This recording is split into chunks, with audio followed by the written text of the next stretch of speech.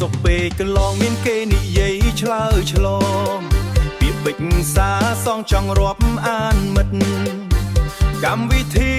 នោះគឺ Hello Talk ចូលហើយចង់រាប់រកមិត្តភក្តិណាស់មានគ្រូមួយល្អបានរៀនចេះច្បាស់រៀនភាសាខ្មែរអង់គ្លេសលះ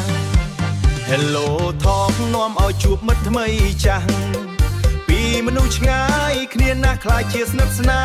លចាប់ផ្ដើមពាក្យថាជម្រាបសួរបងមិនថក់ណាចាប់ផ្ដើមពាក្យថាជម្រាបសួរបងមិនថក់ណាក៏ខ្លាចជាការចែករំលែកបទពិសោធន៍ថ្មីរៀនភាសារៀនពីជីវ៉ាមិនមែនជា Hello Talk លេងពេលស្មោកគ្រប់វ័យឡើយរៀនភាសារៀនពីជីវិតរៀនពីវប្បធម៌ពិតពីគ្នាទៅវិញទៅមកមិនមែនជា Hello Talk លេងពេលស្មោកគ្រប់វ័យឡើយមិត្តភាពមួយនេះធំធេងណាស់ចូលពិតជាច្បាស់រីករាយសប្បាយใจគ្នាកំសាន្តសើចអាចក្នុងចិត្តមិនណាយសប្បាយប៉ុនពេកจะជួយគ្នាចែករំលែកសុខទុក្ខគ្នាអ្នកខ្លាំងនៅ single អ្នកខ្លាំងមានគូនិយាយគ្នាយូរអត់គូដល់ដែរនេះជារឿងពិតនៃមិត្តក្រុម Hello Talk ខ្ញុំនេះជារឿងពិតនៃមិត្តក្រុម Hello Talk ខ្ញុំ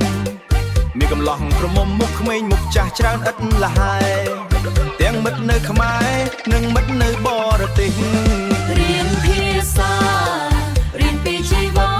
មិនមែនជា Hello Talk លេងពេលស្មោកគ្រប់វ័យឡើយរៀនភាសារៀនពីជីវិតរៀនពីវប្បធម៌ពិតពីគ្នាទៅវិញទៅមកមិនមែនជា Hello Talk លេងពេលស្មោកគ្រប់វ័យឡើយមិត្តភាពមួយនេះ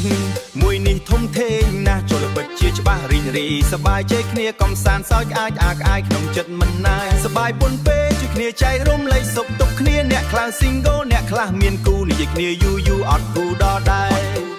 នេះជារឿងពិតនៃមិត្តក្រុម Hello Talk ខ្ញុំ